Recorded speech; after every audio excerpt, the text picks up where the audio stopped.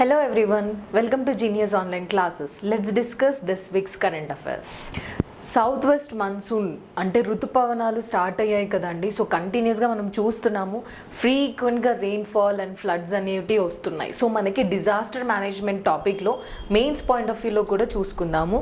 So Telangana rains colour codes and Indian meteorological department అంటే Indian meteorological department తెలంగాణలో colour కోడ్స్ని issue చేసింది. ఆ కలర్ కోడ్స్ని దేన్ని రిప్రజెంట్ చేస్తాయి అనేది తెలుసుకుందాం. Green colour, yellow, orange and red. Green colour అంటే ఏంటి అంటే డిజాస్టర్ మేనేజ్మెంట్లో like no action is needed అంటే వర్షం ఆర్ ఫ్లడ్స్ నార్మల్గా ఉన్నాయి, ఎలాంటి యాక్షన్ తీసుకోవాల్సిన అవసరం లేదు. When come to yellow colour code మనకి జనరల్గా ఇప్పుడు న్యూస్లో మనం అన్నీ చూస్తే తెలంగాణలో ఎల్లో కలర్ ఐఎండి ఇష్యూ చేసింది అనేది ఎక్కువ మనకి న్యూస్లో వచ్చాయి. సో ఎల్లో అంటే ఏంటి అంటే వాచ్ అండ్ అప్డేట్ అంటే యాక్షన్ తీసుకోవాలా లేదా అన్నది లైక్ వర్షాలు ఎక్కువ పడటం వల్ల ఫ్లడ్స్ వస్తున్నప్పుడు మీరు ఖచ్చితంగా న్యూస్ని కంటిన్యూస్గా ఫాలో అవ్వండి. సో మీరు చూస్తూ ఉండండి. ఇఫ్ ఎనీథింగ్ నీడెడ్ మేము అప్డేట్ చేస్తాము అని చెప్పడాన్ని ఎల్లో కోడ్ అంటారు. అదే ఆరెంజ్ కోడ్ అనుకోండి, కొన్ని ఏరియాస్లో ఆరెంజ్ కోడ్ని కూడా ఇష్యూ చేశారు. ఆరెంజ్ కోడ్ అని అంటే బీ ప్రిపేర్డ్ అంటే ఖచ్చితంగా మనకి యాక్షన్ అవసరం ఉంది. So you have to be prepared. అక్కడున్న చుట్టుపక్కల ఏరియాస్లో ఫ్లడ్స్ ఏరియాసో లేకపోతే కోస్టల్ ఏరియాస్ ఎక్కడెక్కడైతే ఉంటాయో వాళ్ళందరినీ ప్రిపేర్ చేస్తారు. And NDRF national disaster response force and state disaster response force కాపాడటానికి మనం చాలాసార్లు న్యూస్లో చూసాం. గోదావరిలో కావచ్చు, ఇంకెక్కడైనా కావచ్చు, పాపం ప్రజలందరూ అందులో వాగులు కొట్టుకోపోతుంటే లైక్ వాళ్ళు వచ్చి కాపాడేవాళ్ళు. సో ప్రిపరేషన్ వాళ్ళకు ఆల్రెడీ ప్రిపేర్ చేస్తారు అండ్ దగ్గరలో ఉన్న ఫ్లడ్ ఏరియాస్కి కూడా ప్రిపేర్ చేస్తారు. రెడ్ అంటే ఖచ్చితంగా action is needed. Red means take action అంటే you have to take the action, it is a time for action. So green, yellow, orange, red. So green అంటే అసలు యాక్షన్ ఏమీ అవసరం లేదు, ఎల్లో అని అంటే మీరు న్యూస్ చూస్తూ అప్డేట్స్లో ఉండండి, అండ్ ఆరెంజ్ కలర్ అయితే మీరు ప్రిపేర్ అయ్యి ఉండాలి. దగ్గర ఉన్న మున్సిపాలిటీ ఆర్ గవర్నమెంట్ వాళ్ళందరూ వచ్చి మనని అక్కడున్న ప్రజల్ని ప్రిపేర్ చేస్తారు అండ్ ఎన్డీఆర్ఎఫ్ రెస్పాన్స్ టీమ్ని కూడా ప్రిపేర్ చేస్తారు. రెడ్ అంటే ఖచ్చితంగా యాక్షన్ తీసుకోవాలి. సో ఇది కలర్ కోడ్స్ అండి. తెలంగాణలో ఇప్పుడు పడుతున్న వర్షాలు ఎక్కువగా మనకి ఏ కోడ్ ఎక్కువ మనకు న్యూస్లో వచ్చింది అని అంటే ఎల్లో కోడ్ ఎక్కువగా న్యూస్లో వచ్చింది. సో ఇప్పుడు మనం ఎగ్జామ్ పాయింట్ ఆఫ్ వ్యూలో ఏం తీసుకోవాలి, అసలు ఇండియన్ మెటీరియలాజికల్ డిపార్ట్మెంట్ ఎక్కడుంది, దీన్ని ఎప్పుడు ఎస్టాబ్లిష్ చేశారు అండ్ దీని ఫంక్షనాలిటీస్ ఏంటి, ఈ ఇండియన్ మెటీరియలాజికల్ డిపార్ట్మెంట్ ఏదైనా వరల్డ్ ఆర్గనైజేషన్స్తోని లింకేజ్ ఉందా లేదా అనేది మనకి ఎగ్జామ్ పాయింట్ ఆఫ్ వ్యూలో department wise important. So Indian meteorological head quarter ఎక్కడ ఉందండి? హెడ్ క్వార్టర్ వచ్చేసి ఢిల్లీలో ఉంది. ఢిల్లీలో మౌసమ్ భవన్ అండి, దాని పేరే, అది ఉండే ప్లేస్ పేరే మౌసమ్ భవన్, లోధి రోడ్లో ఉంటుంది. సో హెడ్ క్వార్టర్ ఢిల్లీలో ఉంది. సో మెయిన్గా ఈ ఐఎండి ఇండియన్ మెట్రలాజికల్ డిపార్ట్మెంట్ ఏ మినిస్ట్రీ కింద వర్క్ చేస్తుంది? Ministry of earth and sciences.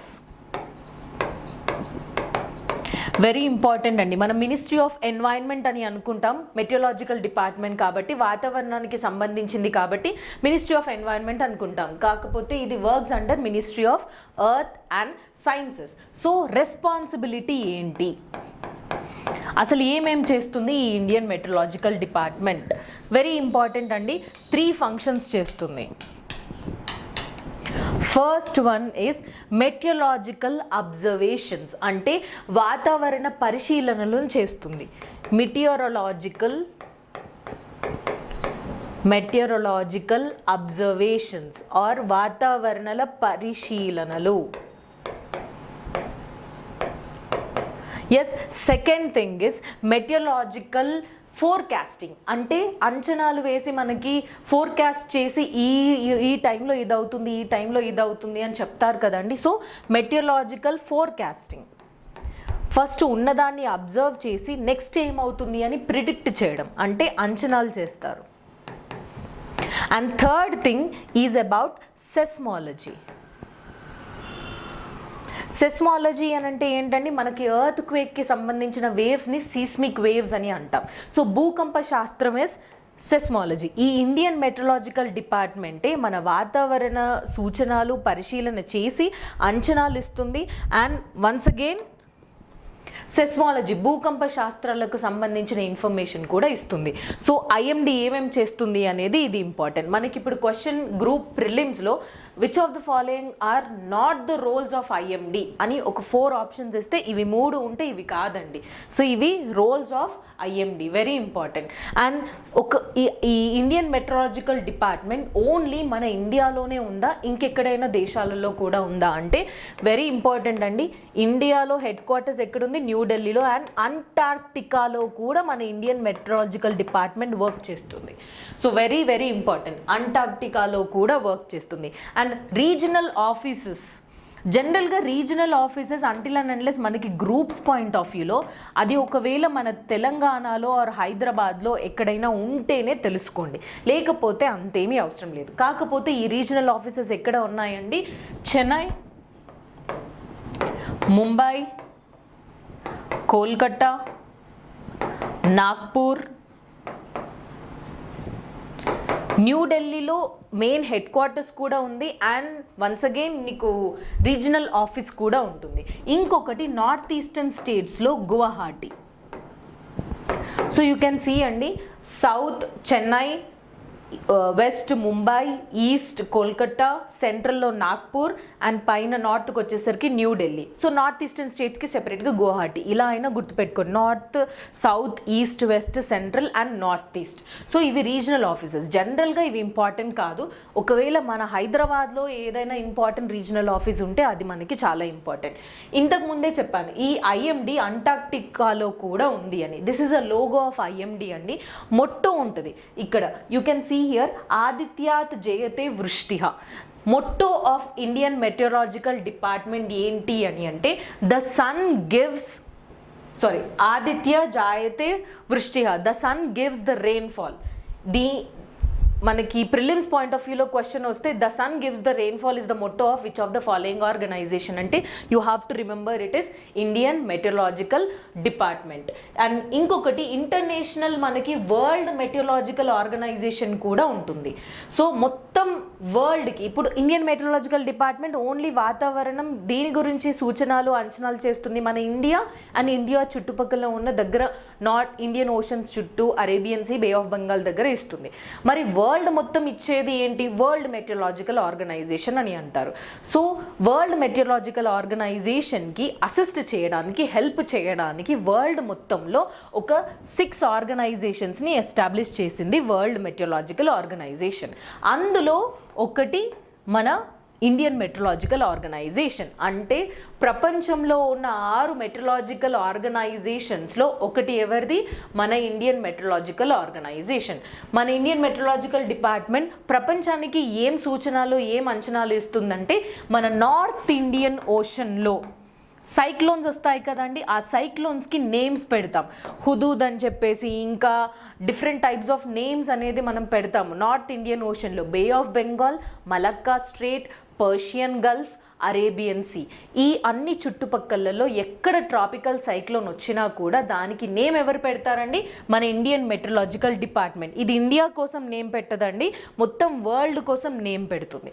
So that is one more important point of Indian meteorological department. So next topic వచ్చేసి అబౌట్ కాకతీయ వైభవ సప్తాహం. మనందరికీ తెలుసండి, జూలై 7th నుంచి జూలై 13th వరకు Kakatiya week or festival అనేది జరుపుతున్నారు. So very very important Kakatiya Vaibhava Saptaham. So ఎక్కడ begin అయిందండి? Bhadrakali temple వరంగల్లో ఇది బిగిన్ అయింది. ఫస్ట్ ప్రిలిమ్స్ ఫ్యాక్ట్ మనం తెలుసుకోవాల్సింది. ఇది week long cultural and heritage festival. July 7th నుంచి జూలై 13th వరకు జరుగుతున్న ఈ ఫెస్టివల్. అండ్ దీనికి మెయిన్ చీఫ్ గెస్ట్ ఎవరండి? కాకతీయ వంశానికి సంబంధించిన ఒక వ్యక్తి, డీసెండెంట్ ఆఫ్ కాకతీయ. అంటే 22nd కాకతీయాస్ పరిపాలించిన తర్వాత వాళ్ళ వంశాలు జనరేషన్స్ అవుతాయి కదా అండి, అలా 22nd డీసెండెంట్ ఆఫ్ కాకతీయ లీనియేజ్ ఎవరండి? కమల్ చంద్ర బంచ్ దియో గారు ఈ కాకతీయ వైభవ సప్తాహానికి చీఫ్ గెస్ట్గా వచ్చారు. సో ఇవి మనకి important prelims fact to be learn about this. దీనికి మనకి న్యూస్లో ఏమొచ్చింది, మన కేటీఆర్ గారు లైక్ బ్రోచర్ని రిలీజ్ చేశారు. బ్రోచర్ అంటే ఒక ప్యాంప్లెట్ లాగా, ఈ ఫెస్టివల్ ఇలా జరుగుతుంది, ఇలాంటి ఏమేమి జరుగుతాయి ఈ ఫెస్టివల్లో, ఎప్పుడెప్పుడు ఏమవుతాయి, అసలు ఈ ఫెస్టివల్ ఎందుకు చేస్తున్నాము అని ఒక ప్యాంప్లెట్ ఆర్ బ్రోచర్ని రిలీజ్ చేశారు. ఇది మనకి న్యూస్లో కూడా వచ్చింది. సో ఆ బ్రోచర్లో మెయిన్ ఫస్ట్ ఆఫ్ ఆల్ ఈ ఫెస్టివల్ని ఎందుకు సెలబ్రేట్ చేస్తున్నాము అండి, మన కాకతీయకి సంబంధించిన హిస్టరీ అంటే చరిత్ర, వాళ్ళ యొక్క కల్చర్, వాళ్ళ యొక్క ట్రెడిషన్ అండ్ వాళ్ళ యొక్క ప్రైడ్, ఇవన్నీ జనాలకి అవేర్నెస్ క్రియేట్ చేయడానికి మనం ఈ కాకతీయ వైభవ సప్తాహాన్ని సెలబ్రేట్ చేస్తున్నాం. అండ్ ఫస్ట్ టైం కాకతీయకి సంబంధించిన వంశానికి సంబంధించిన అతను ఛత్తీస్గఢ్ బస్తర్ డిస్ట్రిక్ట్లో ఉంటారండి. తను అక్కడి నుంచి మన తెలంగాణ ఆర్ హైదరాబాద్కి వచ్చి ఈ ఫెస్టివల్లో పార్టిసిపేట్ చేశారు. సో మనం ఇప్పుడు దీన్ని హిస్టరీ పాయింట్ ఆఫ్ వ్యూలో ఏమేమి నేర్చుకోవాలి, ఇది కరెంట్ అఫైర్స్ పాయింట్ ఆఫ్ వ్యూలో మనకు తెలిసింది. సో హిస్టరీ పాయింట్ ఆఫ్ వ్యూలో మనం కాకతీయాస్కి సంబంధించింది అండ్ కల్చర్ పాయింట్ ఆఫ్ వ్యూలో ఏమేమి తెలుసుకోవాలి. ఫస్ట్ థింగ్, ఈ ఫెస్టివల్ స్టార్ట్ అయ్యేది పేరిణి డ్యాన్స్తోనే. సో మనకి society and culture of Telangana అని కూడా టాపిక్ మనకి ప్రిలిమ్స్ అండ్ మెయిన్స్లో రెండిటికి ఇంపార్టెంట్. సో పేరిణి డ్యాన్స్ అంటే ఏంటండి, దీన్ని వారియర్స్ డ్యాన్స్ అని కూడా అంటారంట. మన ఇప్పుడు ఈ తెలంగాణకి కాకతీయ ఫెస్టివల్ ఏదైతే ఉందో అది ఫస్ట్ పేరిణి డ్యాన్స్తోని స్టార్ట్ అవుతుంది. దీన్ని వారియర్స్ డ్యాన్స్ అని కూడా అంటారు. ఎందుకంటారు అని అంటే, యుద్ధానికి వెళ్ళే ముందు సోల్జర్స్ ఎవరైతే ఉంటారో వాళ్ళలో ఎంతూజియాజం క్రియేట్ చేయడానికి ఈ డ్యాన్స్ని చేస్తారంట. సో అందుకే దీన్ని వారియర్స్ డ్యాన్స్ అని కూడా అంటారు. దీన్ని యాక్చువల్లీ యాన్షియన్ టైం పీరియడ్లోనే, అంటే మనకి పురాణత కాలం టైంలో నుంచి మనకి పేరిణి డ్యాన్స్ అనేది ఉంది. కాకపోతే కాకతీయులు దీన్ని రివైవ్ చేశారు. అంటే మళ్ళీ ఒకసారి బ్యాక్ దీన్ని తీసుకొచ్చింది ఎవరండి, కాకతీయులు తీసుకొచ్చారు. కాకతీయులు మెయిన్గా రూల్ చేసింది ఎప్పుడండి, 12th నుంచి 14th సెంచరీ వరకు వాళ్ళు రూల్ చేశారు. ఇవన్నీ మనకి గ్రూప్ 1 ప్రిలిమ్స్ ఫ్యాక్ట్ హిస్టరీలో వస్తాయండి. సో కల్చర్లో ఈ పాయింట్ వారియర్ డాన్స్ అని అంటారు, ఏన్షియంట్ టైంలో కూడా ఉంది. దీన్ని మనం యాక్చువల్లీ హిందూయిజం కల్చర్లో, మైథాలజీలో దీన్ని శివతాండవం అని కూడా అంటారు. శివుడికి చాలా కోపం వచ్చినప్పుడు శివతాండవం అది బోలే పట్టుకొని ఫుల్ ఫెరోషియస్గా డాన్స్ చేస్తున్నట్టు మీరు చాలా ఫిలిమ్స్లో చూసి ఉంటారు. So that is nothing but the Perini dance. So అదే ఏన్షియన్ టైం పీరియడ్లో, వార్ టైం పీరియడ్లో సోల్జర్స్ని ప్రేరేపించడానికి యూజ్ చేశారు. తర్వాత రివైవ్ చేసింది కాకతీయాస్. సో దీన్ని మోడర్న్ టైం పీరియడ్లో మళ్ళీ రివైవ్ చేసింది ఎవరు అంటే, కాకతీయాస్ మనకి 12th to 14th century rule చేశారు. తర్వాత దీన్ని మళ్ళీ పేరిణి డాన్స్ని రివైవ్ చేసింది ఎవరు అని అంటే, నటరాజ రామకృష్ణ గారు. వెరీ ఇంపార్టెంట్ ప్రిలిమ్స్ ఫ్యాక్ట్ అండి. నటరాజ రామకృష్ణ గారు దీన్ని మళ్ళీ రివైవ్ చేశారు మోడర్న్ టైం పీరియడ్లో. So Perini dance is also called as warrior dance or dance of warriors. Ancient టైంలో ఉంది, కాకతీయాస్ దీన్ని రివైవ్ చేశారు. మోడర్న్ టైంలో రివైవ్ చేసింది ఎవరు, Nataraja Ramakrishna garu. So these are certain important points about Perini dance. So ఇప్పుడు మళ్ళీ ఇది ప్రోగ్రామ్ స్టార్ట్ అయ్యేది ఈ పేరిణి డాన్స్తో స్టార్ట్ అవుతుంది. ఆల్మోస్ట్ 111 ఆర్టిస్ట్ అందరూ కలిసి ఈ పేరిణి డాన్స్ని స్టార్ట్ చేశారంట. సో నెక్స్ట్ థింగ్ ఏం తెలుసుకోవాలి అంటే, అసలు ప్రోగ్రామ్ని స్టార్ట్ చేసింది ఎక్కడ, చందుబట్ల, వరంగల్లో చందుపట్ల అనే ప్లేస్లో ఈ ప్రోగ్రామ్ని స్టార్ట్ చేశారు. ఎందుకు ఇక్కడే అని అంటే, మెయిన్ ఇంపార్టెన్స్ మనకి హిస్టరీలో ఈ చందుపట్ల ఎందుకు ఇంపార్టెంట్, ఇక్కడ ఒక రాక్ ఎడిక్ట్ ఉంది. జనరల్గా ఎడిక్ట్ అంటే మీనింగ్ ఏంటి అంటే, ఎవరైనా రాజులు వాళ్ళకి సంబంధించిన ఇన్ఫర్మేషన్ని ఒక రాయి పైన రాసి పంపిస్తారు. అంటే కామన్ పీపుల్కి అర్థమయ్యేలా, వాళ్ళకి చూపించేలా. ఇప్పుడు మనకి గవర్నమెంట్ ఏదైనా రిలీజ్ చేయాలంటే ప్యాంప్లెట్స్లో ఎలా రిలీజ్ చేస్తుందో అప్పుడు ఎడిక్స్ని రిలీజ్ చేసేవాళ్ళు, అంటే రాక్ ఎడిక్స్. మనకి జనరల్గా మోస్ట్ రాక్ ఎడిక్స్ మనం ఫస్ట్ టైం నేర్చుకుంది ఎవరి దగ్గర అంటే అశోకుడి దగ్గర నేర్చుకుంటాం. సో అలాగే చందుపట్ల దగ్గర ఉన్న ఒక రాక్ ఎడిక్ట్లో అందులో డెత్ ఆఫ్ రుద్రమాదేవి గురించి మెన్షన్ చేసి ఉంటుంది. Death of Rudramadevi. Hope you know that Rudramadevi garu, Kakatiyalo, the famous and ferocious woman leader. So తన యొక్క డెత్ గురించి రాసి ఉన్న రాక్ ఎడిక్ట్ ఎక్కడ ఉందండి? చందుపట్ల. సో ఇది గుర్తుపెట్టుకోవడానికి మాత్రమే చెప్తున్నాను. ఇదే చందుపట్లలో మనకి ఈ ప్రోగ్రామ్ని కూడా స్టార్ట్ చేశారు. అండ్ ఇంకా ఏం గుర్తుపెట్టుకోవాలి? ఆర్కిటెక్చర్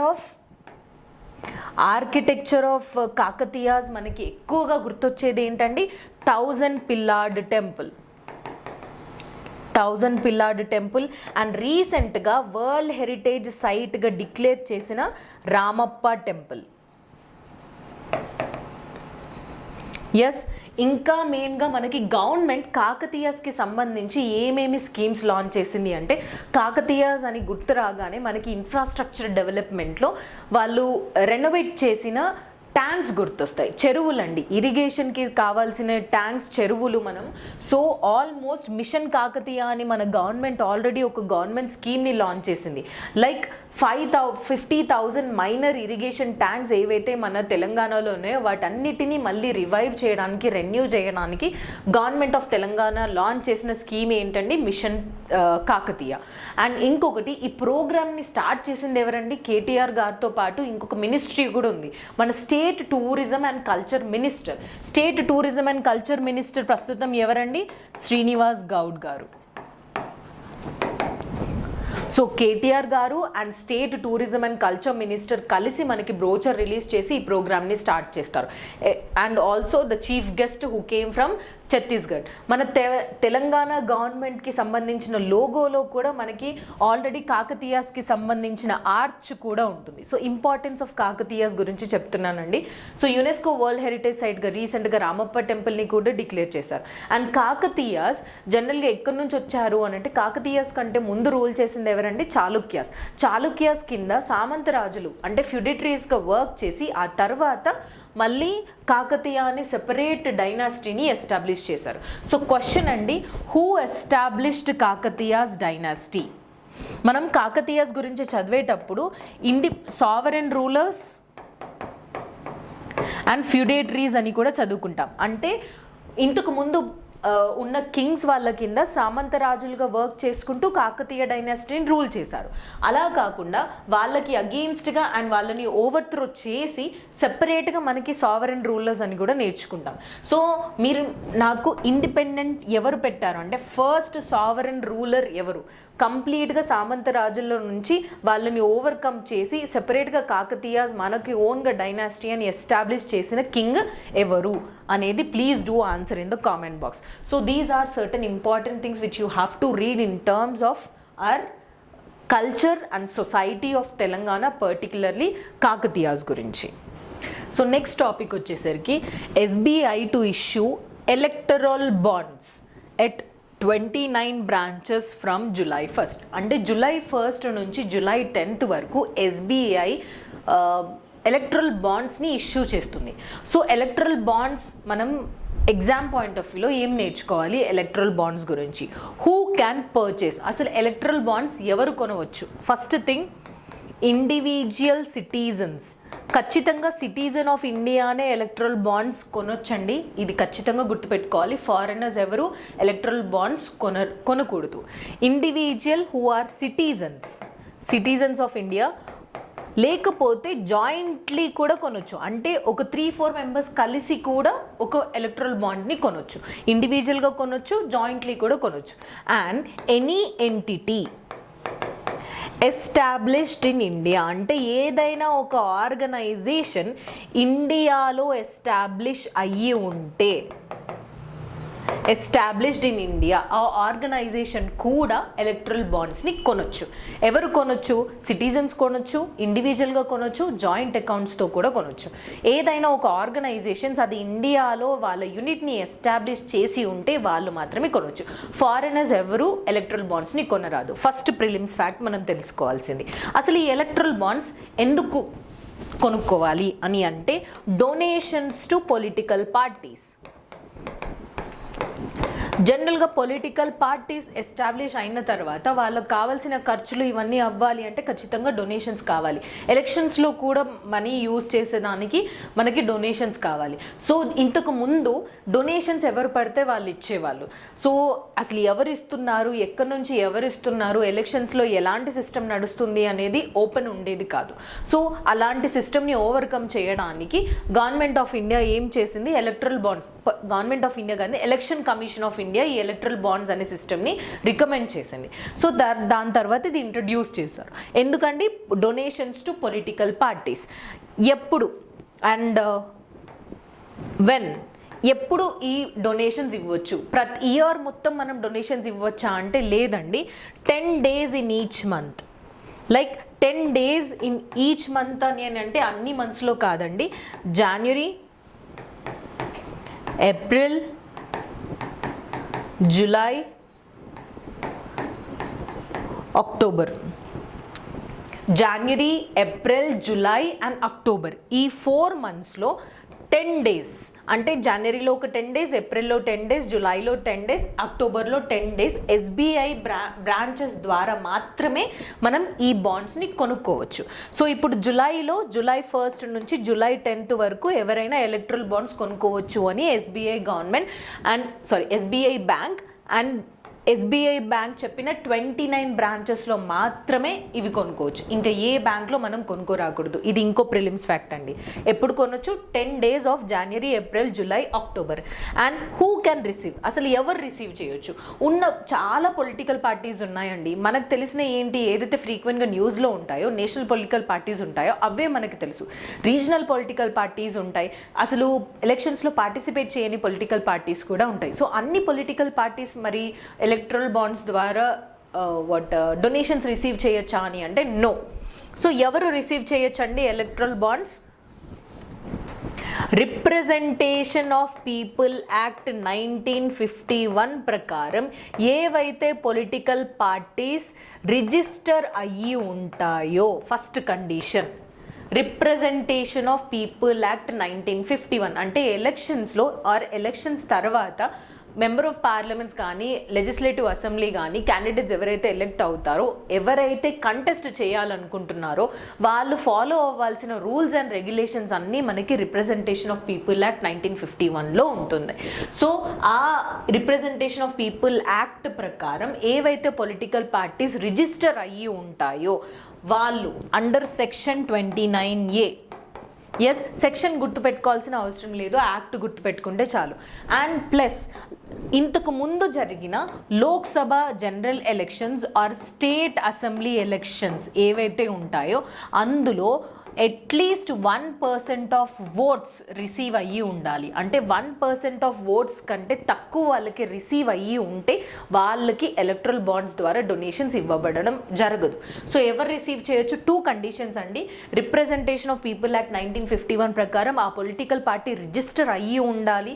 అండ్ సెకండ్ థింగ్, రీసెంట్గా జరిగిన లోక్సభలో కానీ స్టేట్ అసెంబ్లీ ఎలక్షన్స్లో కానీ వాళ్ళకి అట్లీస్ట్ 1% ఆఫ్ ఓట్స్ వచ్చి ఉండాలి. అంటే ఇంతకంటే తక్కువ వస్తే వాళ్ళకి డొనేషన్స్ ఇవ్వడం జరగదు. సో ఇవి మనకి ఎలక్ట్రల్ బాండ్స్ గురించి చాలా ఇంపార్టెంట్ థింగ్ అండి.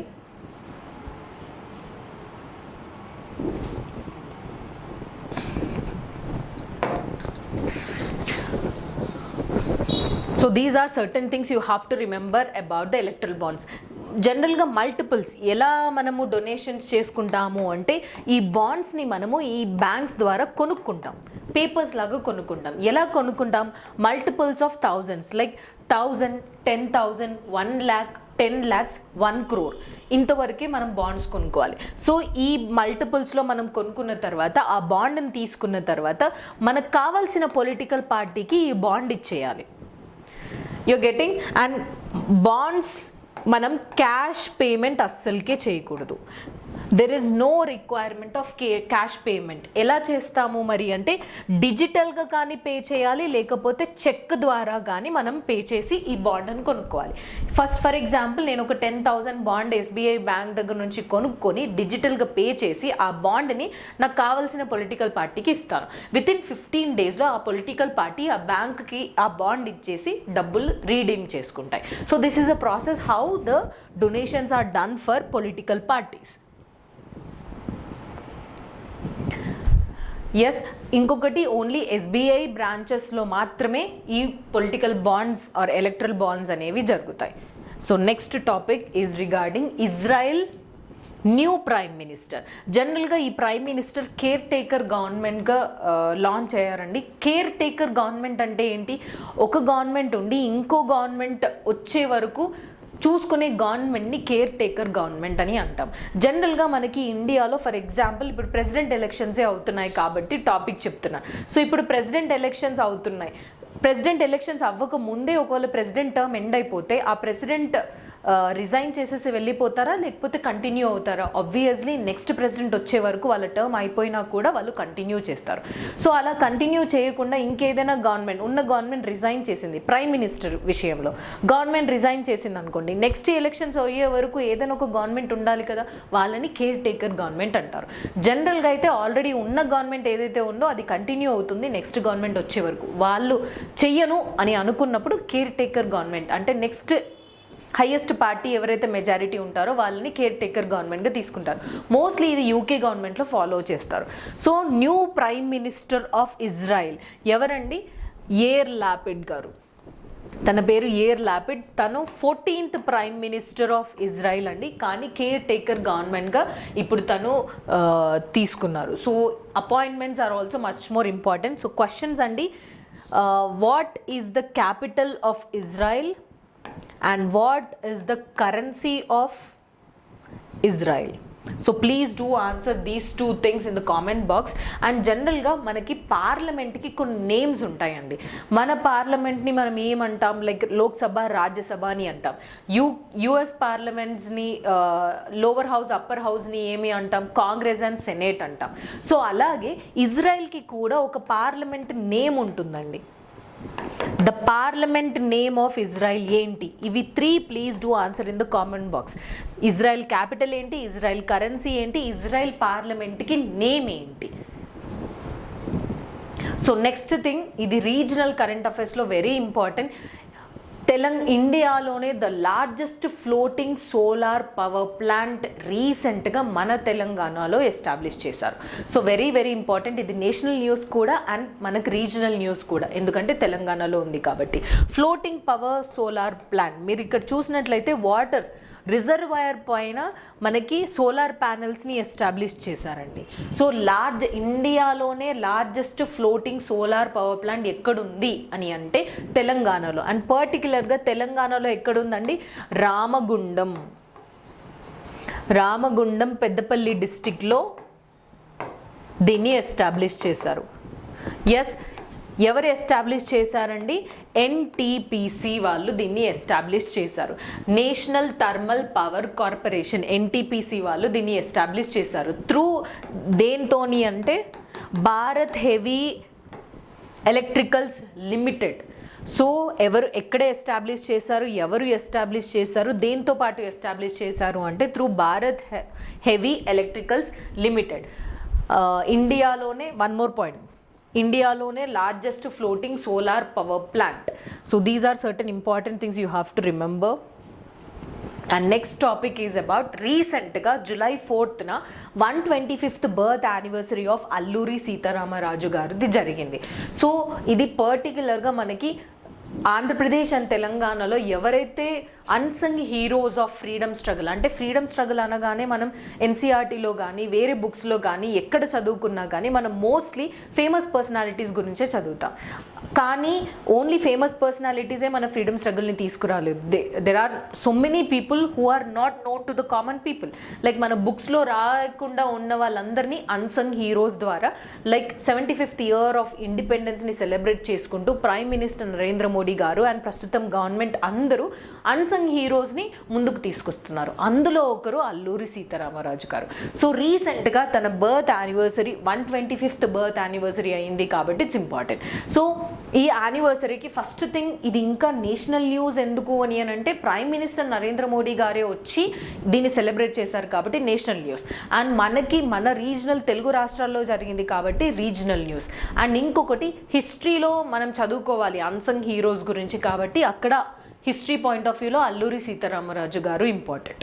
సో మనకి ఒక టాపిక్ అనేది ఒకే సబ్జెక్ట్లో రాదండి, డిఫరెంట్ టాపిక్స్లో వస్తుంది, అందుకని చెప్తున్నాను.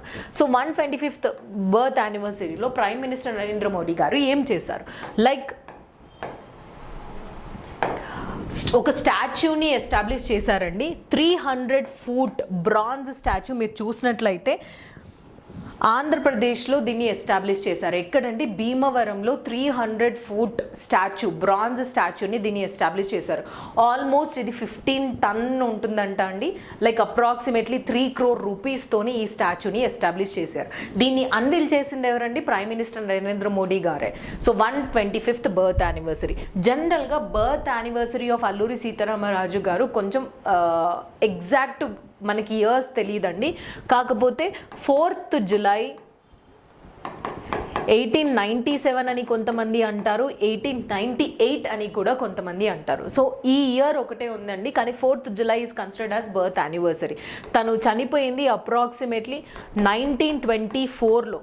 మీకు రామప్ప రెబిలియన్ అని మనం హిస్టరీ ఫ్రీడమ్ స్ట్రగుల్లో చదువుకుంటామండి. 7th May 1924లో చింతపల్లి ఫారెస్ట్ దగ్గర తనని బ్రిటిష్ వాళ్ళు పట్టేసి ఒక చెట్టు కట్టేసి మరీ చంపేస్తారండి.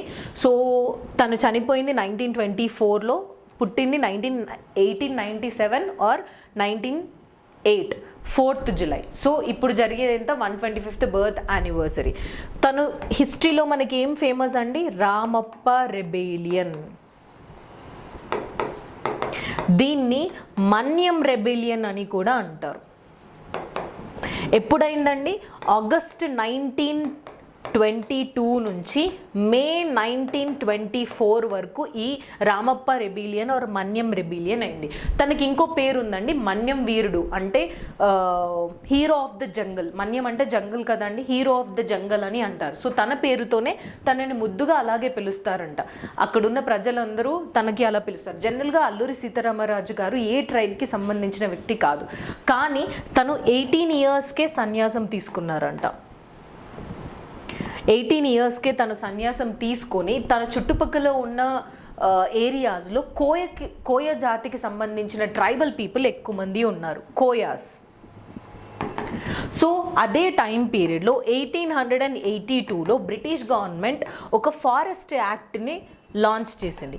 ఈ ఫారెస్ట్ యాక్ట్ ప్రకారం ఏంటి అంటే, జనరల్గా ట్రైబల్ పీపుల్ అంటే వాళ్ళు ఎక్కడ ఉంటారండి, ఫారెస్ట్లో ఉంటారు. సో ఫారెస్ట్లో ఉన్నప్పుడు వాళ్ళు చుట్టుపక్కల ఉన్న ఫారెస్ట్కి సంబంధించిన ప్రొడ్యూస్ ఏదైతే ఉంటుందో అది కలెక్ట్ చేసుకొని మెడిసిన్స్ తయారు చేయడము, వాళ్ళ ఎంప్లాయ్మెంట్ ఆపర్చునిటీస్ అవిటినే వాళ్ళని బయట కూడా అమ్ముకుంటారు.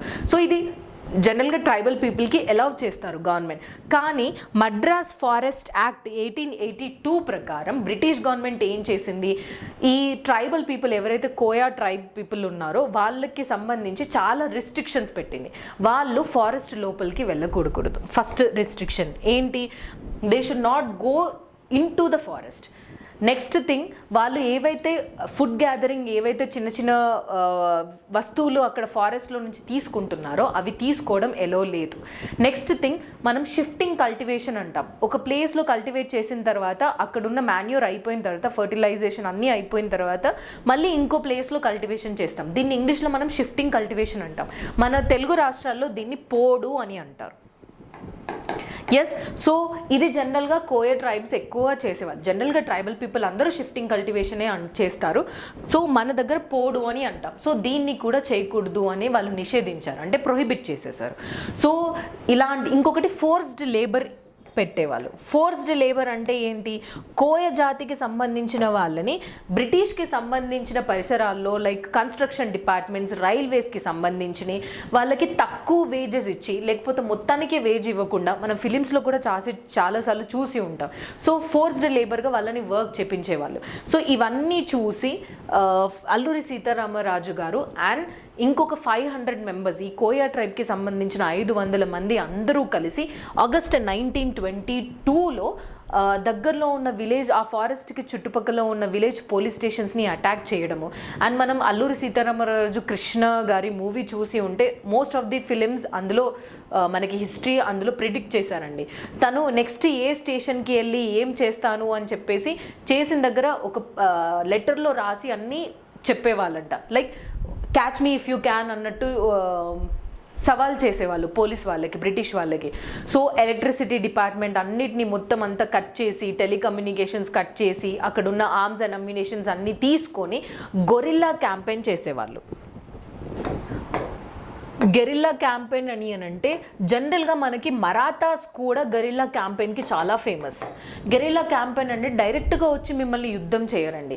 చెదల్లో, డిఫరెంట్ మౌంటైన్స్లో, చెట్లల్లో, అందులో ఇందులో దాచుకొని, అంటే మనతోని అపోనెంట్ ఎవరు, మనతోని యుద్ధం చేసే వాళ్ళు ఎవరు అనేది మనకి కనిపించదు, కానీ వాళ్ళు మనతో వార్ చేస్తారు. The type of war is called as guerrilla campaign. And Alluri Sitaramaraju గారు అండ్ అక్కడ ఉన్న కోయా ట్రైబ్స్ అందరూ ఫేమస్ ఫర్ గెరిల్లా క్యాంపెయిన్.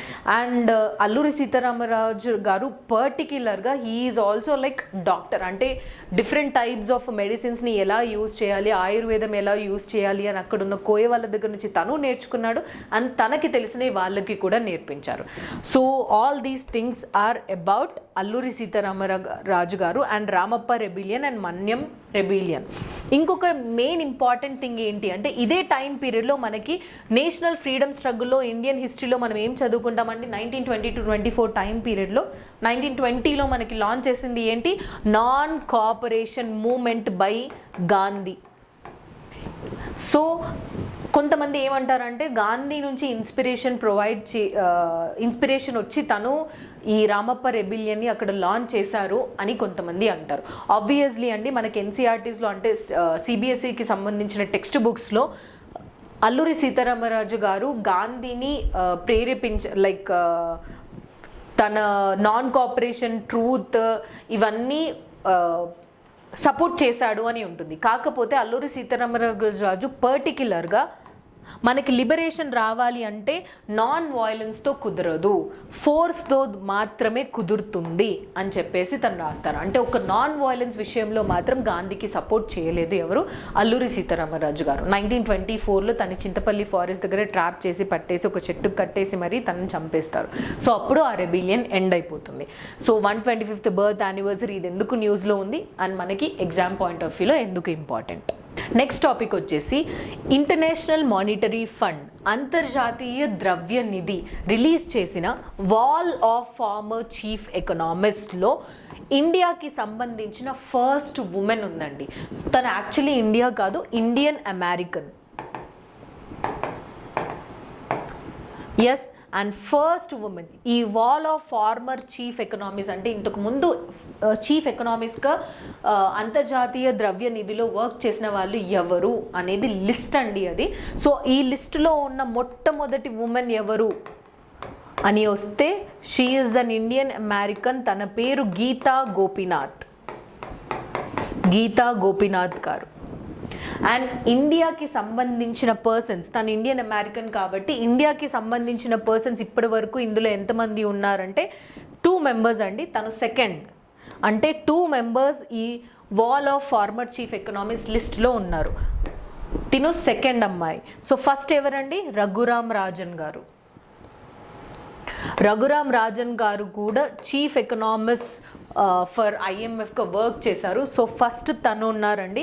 తన తర్వాత first woman and second Indian is Geeta Gopinath. So ఇది కూడా మనకి ఇంపార్టెంట్ అండి, ఎందుకంటే ఫస్ట్ ఉమెన్ అండ్ తను ఇండియన్ అమెరికన్ కాబట్టి. అండ్ నెక్స్ట్ థింగ్ మన మినిస్ట్రీ ఆఫ్ డిఫెన్స్ అండి. లైక్ మన సైన్యానికి అవసరమైన పరికరాలను విదేశాల నుంచి కొనుగోలు చేసుకోవడానికి మనకి జనరల్గా ఫినాన్స్ అనేది అవసరం. సో ఆ ఫినాన్స్ ఇవ్వడానికి ఇప్పటి వరకు మనం పబ్లిక్ బ్యాంక్స్లో నుంచి మాత్రమే ఫినాన్స్ తీసుకుంటాం. అంటే ఇప్పుడు వేరే కంట్రీస్ నుంచి డిఫెన్స్కి సంబంధించిన ఈక్విప్మెంట్ నేను కొనుక్కోవాలి అని అంటే నేను లోన్స్ ఎక్కడ, ఫినాన్స్ నాకు ఎవరు ఇస్తారు అంటే ఓన్లీ పబ్లిక్ సెక్టర్ బ్యాంక్స్లో ఇస్తారు. కానీ మొట్టమొదటిసారి మినిస్ట్రీ ఆఫ్ డిఫెన్స్ అనౌన్స్ చేశారు. లైక్ 3 ప్రైవేట్ బ్యాంక్స్ లో కూడా మీరు ఫినాన్స్ తీసుకోవచ్చు డిఫెన్స్ ఎక్విప్మెంట్ బయట కంట్రీస్ నుంచి కొనుక్కోవడానికి అని చెప్పేసి అనౌన్స్ చేశారు. ఏవేవి అండి అది? HDFC bank and ICICI bank and axis bank. So మనకి క్వశ్చన్ ఇలా రావచ్చు, ఏ బ్యాంక్ రీసెంట్గా ప్రైవేట్ బ్యాంక్ మనకి విదేశాల నుంచి డిఫెన్స్కి సంబంధించిన ఈక్విప్మెంట్ని కొనుక్కోవడానికి ఫినాన్స్ ఇచ్చే అవకాశంగా అనౌన్స్ చేశారు అని అంటే ఈ 3 banks, HDFC and ICICI axis bank. So ఇది కూడా మనకి ప్రిలిమ్స్ పాయింట్ ఆఫ్ వ్యూలో ఇంపార్టెంట్. నెక్స్ట్ టాపిక్ వచ్చేసి రీసెంట్గా మన ప్రైమ్ మినిస్టర్ నరేంద్ర మోడీ గారు కొత్త పార్లమెంట్ని కన్స్ట్రక్ట్ చేస్తున్నారు కదండి, దానిపైన ఒక బ్రాంజ్ స్టాచ్యూని ఓపెన్ చేశారు ఆర్ అన్వీల్ చేశారు. ఆ స్టాచ్యూ ఏంటండి? యూ కెన్ సీ హియర్ మన నేషనల్ ఎంబ్లమ్ యొక్క చిహ్నంని మన కొత్తగా కన్స్ట్రక్ట్ చేసే పార్లమెంట్ పైన ఉండాలి అని దాన్ని అన్వీల్ చేశారు. సో మనం కరెంట్ అఫైర్స్లో ఏమేమి నేర్చుకోవాలి దీని గురించి? ఫస్ట్ ఆఫ్ ఆల్ ఇది బ్రాంజ్ స్టాచ్యూ అండి, బ్రాంజ్ మెటల్తో తయారు చేసిన స్టాచ్యూ. మన నేషనల్ ఎంబ్లెమ్ని మనం స్టేట్ ఎంబ్లెమ్ అని కూడా అంటాం. స్టేట్ అంటే జనరల్గా మరి స్టేట్ గవర్నమెంట్ వస్తుంది కదా మేడం, ఎలా నేషనల్ ఎంబ్లెమ్ని స్టేట్ ఎంబ్లెమ్ అంటారు అని మీకు అనిపించవచ్చు. పాలిటీ మనం చదివేటప్పుడు ఆర్టికల్ 12లో డెఫినేషన్ ఆఫ్ ది స్టేట్ ఉంటుంది. ఒక కంట్రీని మనం స్టేట్గా పిలవచ్చు, స్టేట్ గవర్నమెంట్ని స్టేట్గా పిలవచ్చు, లోకల్ గవర్నమెంట్ని పిలవచ్చు, ఏదైనా పబ్లిక్ ఆర్గనైజేషన్ని కూడా స్టేట్ అని పిలవచ్చు. సో దాని ప్రకారం పాలిటీ ప్రకారం చూస్తే even our national emblem is also called as state emblem. So ఈ బ్రాంజ్ స్టాచ్యూ తయారు చేయడానికి ఆల్మోస్ట్ 9 months పట్టిందంటండి. ఇది ఆల్మోస్ట్ 6.5 meters హైట్తో అండ్ 9,500 kg స్ట్రక్చర్ అంట. దీన్ని ఎక్కడ తయారు చేశారు అంటే ఔరంగాబాద్లో, మహారాష్ట్రలో ఉన్న ఔరంగాబాద్ అండ్ రాజస్థాన్లో ఉన్న జైపూర్ అండ్ ఢిల్లీ 3 different ప్లేసెస్లో కలిపి ఈ బ్రాంజ్ స్టాచ్యూని తయారు చేశారు. ఎవరు తయారు చేశారండి? ఔరంగాబాద్కి సంబంధించిన ఒక ఫేమస్ ఆర్టిస్ట్ సునీల్ దియోరే అండ్ జైపూర్కి సంబంధించిన లక్ష్మణ్ వ్యాస్. వీళ్ళు ఆర్టిస్టులు అండి. ఈ బ్రాంజ్ స్టాచ్యూని తయారు చేసిన ఆర్టిస్టులు Sunil Deore from Aurangabad Maharashtra and Laxman Vyas from Jaipur and ఢిల్లీలో అందరూ కలిసి ఆర్టిస్ట్ దీన్ని తయారు చేశారు. ఆల్మోస్ట్ 9 months తీసుకున్నారంట దీన్ని తయారు చేయడానికి. So these are the current affairs which you have to know about this statue. మరి దీన్ని మనం సబ్జెక్ట్ పరంగా ఎలా చదవాలి? సో ఫస్ట్ ఆఫ్ ఆల్ మన నేషనల్ ఎంబ్లెమ్ మన ఇండియన్ పాలిటీలో దేన్ని రిప్రజెంట్ చేస్తుందండి? రిపబ్లికన్ ఫార్మ్ ఆఫ్ గవర్నమెంట్ని రిప్లేస్ చేస్తుంది. మన రిపబ్లిక్ ఆఫ్ ఇండియాకి చిహ్నంగా మన నేషనల్ ఎంబ్లెమ్ని మనం చూపిస్తాం. సెకండ్ థింగ్, అసలు ఈ నేషనల్ ఎంబ్లెమ్ని ఎవరు ఎలా తీసుకున్నారు, ఎక్కడి నుంచి తీసుకున్నారు అంటే మనందరికీ తెలుసు. Ashoka have built a pillar at Sarnath. Sarnath ఉత్తరప్రదేశ్లో ఉందండి. ఉత్తరప్రదేశ్లో సార్నాథ్లో ఇంపార్టెన్స్ ఏంటి? అశోకుడు తన లైఫ్ టైంలో ఎండింగ్ టైం పీరియడ్కి వచ్చేసరికి బుద్ధిజంని ఎంబ్రేస్ చేశాడు అని మనం చదువుకుంటాం. సో బుద్ధిజంని ఎంబ్రేస్ చేసిన తర్వాత బుద్ధుడికి సంబంధించిన ఇంపార్టెంట్ ప్లేసెస్లో అశోకుడు పిల్లర్స్ని కూడా పెడతారు. లైక్ నేపాల్లో లుంబినిలో తను జన్మించారు కదా, సో అక్కడ కూడా అశోకుడికి సంబంధించిన బుద్ధిజంకి సంబంధించిన పిల్లర్ని అశోకుడు ఎస్టాబ్లిష్ చేస్తాడు. అలాగే ఉత్తరప్రదేశ్లో సార్నాథ్, బుద్ధ ఫస్ట్ టైం తనకి ఎన్లైట్మెంట్ వచ్చిన తర్వాత తను ఇచ్చిన ఫస్ట్ సెరమన్ ఎక్కడండి? సార్నాథ్లో. సో దాన్ని రిప్రజెంట్ చేస్తూ అశోకుడు అక్కడ పిల్లర్ని ఎస్టాబ్లిష్ చేస్తారు. ఆ పిల్లర్లో జనరల్గా మనకి పిల్లర్స్ అంటే ఇలా ఉంటాయండి. సో ఇక్కడ ఏదైనా ఒక యానిమల్ ఫిగర్ ఉంటుంది, దీన్ని షాఫ్ట్ అని అంటారు. ఎస్, ఇది బేస్ ఆర్ ఫౌండేషన్. సో జనరల్గా పిల్లర్కి పైన ఉండే ఏదైతే యానిమల్ ఫిగర్ ఉంటారో దాన్ని క్యాపిటల్ అంటారు. సో మనం మొత్తం పిల్లర్ని మన నేషనల్ ఎంబ్లమ్గా తీసుకోలేదు. Only the capital of Sarnath pillar which was constructed by Ashoka was taken as our national emblem. So Sarnath pillar lo only capital ni maatrame manam national emblem ga teeskunnamu. So this is also very important. And next thing, అశోకుడ్ pillar మనకి national emblem కింద motto రాసి ఉంటుంది. What is the motto of it? సత్యమేవ జయతే, సత్యమేవ జయతే అని రాసి ఉంటుంది. ఇది అశోకున్ పిల్లర్ పైన సత్యమేవ జయతే అని రాసి ఉండదండి. మనకి ఉపనిషత్స్, మనము వేదాస్ చదువుకున్నప్పుడు ఋగ్వేద, సామవేద, యజుర్వేద, అథర్వణ వేద, ఉపనిషత్స్ ఇవన్నీ చదువుకుంటాం కదండి. సో ఉపనిషత్స్ చాలా రకాలు ఉంటాయి. సో అందులో ముండాక ఉపనిషత్, ముండాక ఉపనిషత్కి సంబంధించిన బుక్లో సత్యమేవ జయతే, ట్రూత్ ఎలోన్ ట్రయంప్స్ అనే ఒక కోట్ని తీసుకెళ్ళి మన నేషనల్ ఎంబ్లమ్కి మనం యాడ్ చేసుకున్నాం. సో అశోకుడు పిల్లర్లో సత్యమేవ జయతే అని ఉండదు, కానీ మన నేషనల్ ఎంబ్లమ్ యొక్క మొట్టో, నేషనల్ ఎంబ్లమ్ కింద సత్యమేవ జయతే అని రాసి ఉంటుంది. అది ఏ ఉపనిషత్తు నుంచి తీసుకున్నామండి? ముండాక ఉపనిషత్తు నుంచి తీసుకున్నాం. అండ్ మనకి అసలు మన పిల్లర్ని ఎప్పుడు అడాప్ట్ చేసుకున్నాం? జనరల్గా మనం కాన్స్టిట్యూషన్ అసెంబ్లీ, ఎవరైతే మన కాన్స్టిట్యూషన్ని ఎస్టాబ్లిష్ చేయడానికి మెంబర్స్ని పెట్టామో అది కాన్స్టిట్యూయెంట్ అసెంబ్లీ అంటాం. సో వాళ్ళు మన అశోకన్ పిల్లర్ని నేషనల్ ఎంబ్లమ్ని ఎప్పుడు అడాప్ట్ చేసుకున్నారు అంటే Jan 26, 1950 అండి. అంటే మన ఫస్ట్ రిపబ్లిక్ ఎప్పుడు అయ్యింది, మన కాన్స్టిట్యూషన్ రాయడం ఎప్పుడు కంప్లీట్ అయింది? November 26, 1949. సో ఎఫెక్ట్ ఎప్పుడుకి వచ్చింది? January 26, 1950. అదే రోజున మనం నేషనల్ ఎంబ్లమ్ని కూడా అడాప్ట్ చేసుకున్నాం. సో ఇంకొకటి ఏంటి అంటే అసలు ఏమేమి యానిమల్స్ ఉంటాయి మన నేషనల్ ఎంబ్లమ్ పైన? You all know that 4 different lions facing each other, like opposite to each other 4 ఉంటాయి. సో ఏషియాటిక్ లయన్స్, ఈ యానిమల్ క్యాపిటల్ కింద అబాకస్ అని ఒకటిలా ఉంటుంది. సో దీనికి చుట్టూ ఇంకా వేరే 4 యానిమల్స్ కూడా ఉంటాయి. అందులో ఒకటి ఏషియాటిక్ లయన్ అండ్ ఇంకొకటి ఎలిఫెంట్,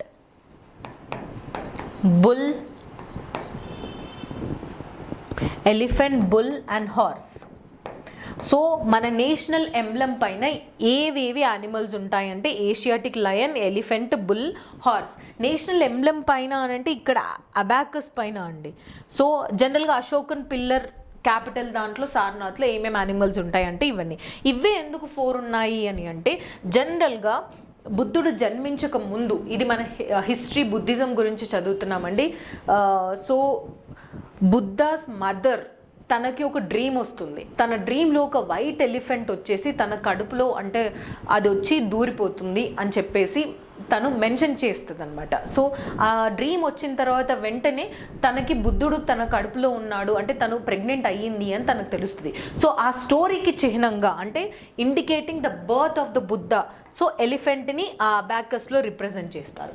నెక్స్ట్ థింగ్, బుల్ని రిప్రజెంట్ చేస్తారు. బుల్ ఎందుకు అని అంటే the zodiac sign of Buddha, Taurus అండి.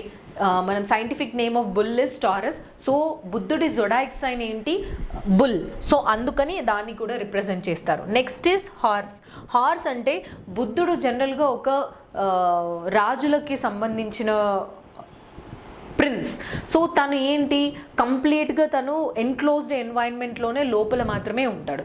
సో ఏ రోజైతే తన హార్స్ని తీసుకొని తన సిటాడల్, అంటే తను ఉన్న ప్లేస్లో నుంచి బయటికి వస్తాడో, తను బయటికి వచ్చిన తర్వాత కొన్ని ఇన్సిడెంట్స్ చూస్తాడు. ఇవన్నీ మనం హిస్టరీలో చదువుకుంటాం. సో ఆ బయటికి వచ్చే ప్రాసెస్ని తను హార్స్తో రిప్రజెంట్ చేస్తారు. So moving out from the citadel, Buddha moves from the citadel towards the community or towards the people, అది రిప్రజెంట్ చేయడానికి హార్స్. అండ్ ఎన్లైటన్మెంట్, బుద్ధుడికి ఎన్లైటన్మెంట్ని రిప్రజెంట్ చేయడానికి ఏషియాటిక్ లయన్. సో ఈ 4 యానిమల్స్ మనకి ఈ అబాకస్ ఆఫ్ అశోకన్ పిల్లర్లో ఉంటాయి.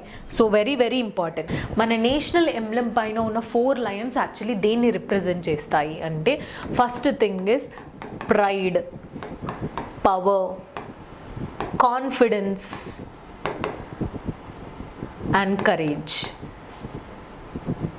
ప్రైడ్ సంతృప్తి ఆర్ మన ఆత్మగౌరవం, and power Shakti, confidence, courage so విశ్వాసం అండ్ ధైర్యం. సో ఈ 4ని రిప్రజెంట్ చేస్తూ మన 4 లయన్స్ని మన నేషనల్ ఎంబ్లెమ్లో పెడతామండి. So these are the things you have to remember about our national emblem. మరి మన నేషనల్ ఎంబ్లెమ్ని డిజైన్ చేసింది ఎవరు? అశోకుడు పిల్లర్ నుంచి డైరెక్ట్ యాజ్ ఇట్ ఈస్ తీసుకోలేదు, దాన్ని స్కెచ్ చేసి కొంచెం ఆల్టరేషన్స్ చేశారు. ఎవరు ఆల్టరేషన్స్ చేశారు అంటే దీనానాథ్ భార్గవ గారు, who designed hour national emblem. Dinanath Bhargava గారు. సో తను అశోకున్ సారనాథ్ పిల్లర్ దగ్గరికి వెళ్ళి దాన్ని సెపరేట్గా స్కెచ్ చేసి మనకి ఈ నేషనల్ ఎంబ్లెమ్ని తయారు చేశారు. మీకు అశోకున్ పిల్లర్ చూస్తే యాజ్ ఇట్ ఈజ్ ఉండదండి, కొంచెం డైలాపిడేటెడ్, అంటే పాడైపోయిన స్టేజ్లో కూడా ఉంటుంది. So these are the things you have to remember about national emblem in our history. And next thing is, recentగా central government have launch Har Ghar Tiranga campaign. We all know that మనం 75 years of ఇండిపెండెన్స్ని celebrate చేసుకుంటున్నాం. So Har Ghar Tiranga campaign అంటే ప్రతి ఒక్కరి ఇంట్లో మీరు national ఫ్లాగ్ని హోస్ట్ చేసుకోవచ్చు. సో టు రిప్రజెంట్ దాట్ ఈ క్యాంపెయిన్ని స్టార్ట్ చేశారు, her Ghar Tiranga campaign. So ఇందులో మనం ఏం నేర్చుకోవాలి అంటే సర్టన్ ఫ్లాగ్ కోడ్ గురించి నేర్చుకోవాలి. So flag code of India మనకి 2002లో పెట్టారు, మళ్ళీ తర్వాత దాన్ని 2 to 3 times దాన్ని అమెండ్మెంట్ కూడా చేశారు. So at least to certain extent we have to no information about the flag. First thing, మన ఫ్లాగ్ని తయారు చేసింది ఎవరండి? పెంగలి వెంకయ్య గారు. Very very important. Pingali Venkaiah గారు మనకు ప్రస్తుతం యూజ్ చేస్తున్న ఫ్లాగ్ని తయారు చేశారు. ఫస్ట్ థింగ్, 1921లో ఇండియన్ నేషనల్ కాంగ్రెస్కి మనకంటూ ఒక ఫ్లాగ్ ఉండాలి అని ప్రపోజ్ చేసిన వ్యక్తి ఎవరండి? మహాత్మా గాంధీ గారు. సో మహాత్మా గాంధీ గారు చెప్పిన తర్వాత దాన్ని ప్రపోజ్ చేసి ఒక ఫ్లాగ్ చిహ్నంని ఎస్టాబ్లిష్ చేసింది పింగళి వెంకయ్య గారు. And different types of flags ఉన్నాయండి, మనం అవన్నీ తెలుసుకోవాల్సిన అవసరం లేదు. సో మన ఓన్ ఫ్లాగ్ గురించి ఖచ్చితంగా మన ఫ్లాగ్ అనేది రెక్టాంగులర్ షేప్లోనే ఉండాలి. And that to length with ratio 3:2 రేషియోలోనే ఉండాలి. అండ్ ఎప్పుడు మనం ఫ్లాగ్ని అడాప్ట్ చేసుకున్నామండి? ఇందాక నేషనల్ ఎంబ్లమ్ని మనం ఎప్పుడు అడాప్ట్ చేసుకున్నాము? Jan 26, 1950 republic day of India అప్పుడు చేసుకున్నాం. కానీ దీన్ని ఇండిపెండెన్స్ రాకముందే మనం అడాప్ట్ చేసుకున్నాం. 22 July 1947లోనే మనం మన నేషనల్ ఫ్లాగ్ని అడాప్ట్ చేసుకున్నాం. జనరల్గా మనకి saffron, white and green religious tinge ఇచ్చారు, అంటే హిందూస్, క్రిస్టియానిటీ, ముస్లిమ్స్ అందరూ కలిసి ఉండాలి అని. కానీ మనం రిలీజియస్ టింట్లో నుంచి బయటికి వస్తే saffron represents strength and courage. Strength and courage. And white colour represents peace and truth. Green color represents growth, fertility and auspiciousness of land. అంటే ల్యాండ్ ఏదైతే మనకు ల్యాండ్ ద్వారానే మనం అగ్రికల్చర్ ప్రొడ్యూస్ చేస్తున్నాం కదని importance of the land, fertility and గ్రోత్ని represent చేస్తూ green, white అంటే పీస్ అండ్ ట్రూత్, సాఫ్రాన్ అంటే స్ట్రెంగ్త్ అండ్ కరేజ్. ఇంకా చిన్నపిల్లలు ఆన్సర్ చేసినట్టు హిందూ, ముస్లిం, క్రిస్టియానిటీ 3 కలిసి ఉండడానికి మన ఇవి రిప్రజెంట్ చేస్తున్నట్టు చెప్పకూడదు. బికాజ్ మనం ఏదైనా గ్రూప్స్ కానీ సివిల్స్ కానీ దేనికైనా ప్రిపేర్ అయినప్పుడు మన నేషనల్ ఎంబ్లెమ్స్కి రిలీజియస్ టింట్ అనేది ఇవ్వకూడదు. అండ్ నెక్స్ట్ థింగ్ ఇస్ చక్ర వీల్. ఇది మనం అశోకున్ పిల్లర్ దగ్గర నుంచి తీసుకున్నాం. ఇందాక అశోకుడు పిల్లర్కి కింద క్యాపిటల్ కింద ఒక అబాకస్ ఉంటుంది అని చెప్పాను. ఈ అబాకస్కి మధ్యలో మనకి అశోకన్ వీల్ ఉంటుంది. ఈ వీల్కి మధ్యలో ఇక్కడ హార్స్ సింబల్, ఇక్కడ బుల్ సింబల్, ఇక్కడ ఎలిఫెంట్ సింబల్ అని ఆ అబాకస్ చుట్టూ రాసి ఉంటుంది. సో అశోకుడికి పిల్లర్కి సంబంధించిన ఈ వీల్ని మనం మన ఫ్లాగ్కి మధ్యలో పెడతాం. అది నావీ బ్లూ కలర్లో ఉంటుంది, విచ్ రిప్రజెంట్స్ లైక్ 24 స్పోక్స్ ఉంటాయి. లైఫ్ అనేది moment, life is in moment and death is in stagnation. అంటే లైఫ్ కంటిన్యూటీ ఉంటుంది, డెత్ అనేది మనకి ఆపేస్తుంది అని చెప్పేసి ఇండికేట్ చేయడానికి మనకి ఈ అశోకుడు చక్ర విత్ 24 స్పోక్స్ అనేది తీసుకుంటాం. డిజైన్ చేసింది ఎవరండి? పింగళి వెంకయ్య గారు. అడాప్ట్ చేసుకుంది. మరి మనం అసలు ఎవరైనా ఈ ఫ్లాగ్స్ని తయారు చేయొచ్చా అని అంటే మన రూల్స్ అండ్ రెగ్యులేషన్స్ ప్రకారం right to manufacture our national flag was given to KVIC, khadi development village industrious commission. ఇది ఒక్కటి మాత్రమే మన ఫ్లాగ్స్ని తయారు చేయొచ్చండి. వీళ్ళు రైట్స్ ఇస్తారు వీళ్ళకి. ప్రస్తుతం కర్ణాటకలో ఉన్న ఒక మ్యానుఫ్యాక్చరింగ్ యూనిట్ మాత్రమే మన నేషనల్ ఫ్లాగ్స్ని తయారు చేస్తుంది. ఇంతకు ముందు మన ఫ్లాగ్ కోడ్ ఆఫ్ ఇండియాలో ఏముండేదంటే ఓన్లీ ఖాదీ బట్టతో మాత్రమే మన ఫ్లాగ్స్ని తయారు చేయాలి అని చెప్పారు. కానీ రీసెంట్గా దాని అమెండ్మెంట్స్ కూడా చేశారు. కాబట్టి now you can make with wool, cotton, khadi, polyester ఇలాంటి మెటీరియల్స్ అన్నిటితో కూడా మనం మన ఫ్లాగ్ని తయారు చేయొచ్చు. అండ్ నెక్స్ట్ థింగ్ ఇస్ రీసెంట్గా టైమ్ మ్యాగజైన్కి సంబంధించి list of world's greatest places అంటే ఒక 50 మొత్తం వరల్డ్లో ఉన్న గ్రేటెస్ట్ ప్లేసెస్ ఎవరైనా మీరు టూరిజంకి వెళ్ళొచ్చు అని డిస్ప్లే చేసింది టైమ్ మ్యాగజైన్. అందులో ఇండియాకి సంబంధించి 2 ప్లేసెస్ ఉన్నాయి. ఒకటి Kerala and next thing is Ahmedabad.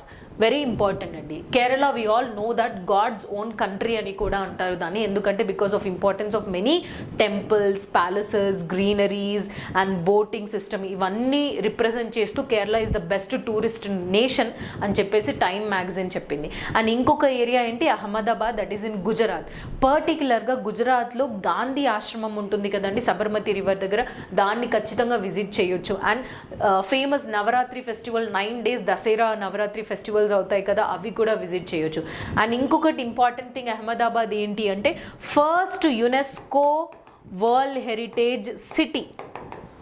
India నుంచి ఫస్ట్ వరల్డ్ హెరిటేజ్ సిటీ అది యునెస్కో ఆర్గనైజేషన్ ఇస్తుందండి. సో ఈ 2 ప్లేసెస్ని మనకి టైమ్ మ్యాగజైన్ వరల్డ్స్ గ్రేటెస్ట్ ప్లేసెస్లో ఇంక్లూడ్ చేసింది. అండ్ నెక్స్ట్ థింగ్ వచ్చేసి గ్లోబల్ జెండర్ గ్యాప్ రిపోర్ట్ అండి. జనరల్గా రిపోర్ట్స్ అనేవి చాలా ఇంపార్టెంట్. ఫస్ట్ థింగ్, ఈ రిపోర్ట్ని ఎవరు రిలీజ్ చేస్తారండి, world economic forum will release this report annually. So ఇండియాకి ర్యాంక్ ఎంత వచ్చింది అని అంటే 135 అవుట్ ఆఫ్ 146 ర్యాంక్స్ వచ్చింది. సో స్కోర్ జనరల్గా ఇందులో స్కోర్ మనకి 0 నుంచి 1 వరకు ఇస్తారు. 0 ర్యాంక్ అని అంటే కంప్లీట్గా జెండర్ డిస్క్రిమినేషన్ ఉంది అని, 1 వరకు ఉంది అని అంటే లైక్ జెండర్ ప్యారిటీ అంటే జెండర్ ఈక్వాలిటీ ప్రొవైడ్ చేస్తున్నారు అని అర్థం. సో మనకి స్కోర్ ఎంత వచ్చిందంటే 0.629 స్కోర్తోనే మనం 135 ర్యాంక్లో వచ్చాం. 2021లో యాన్యువల్లీ రిపోర్ట్ ఇస్తారు అని చెప్పారు కదా, ఇది 2022 రిపోర్ట్లో రిలీజ్ చేశారు.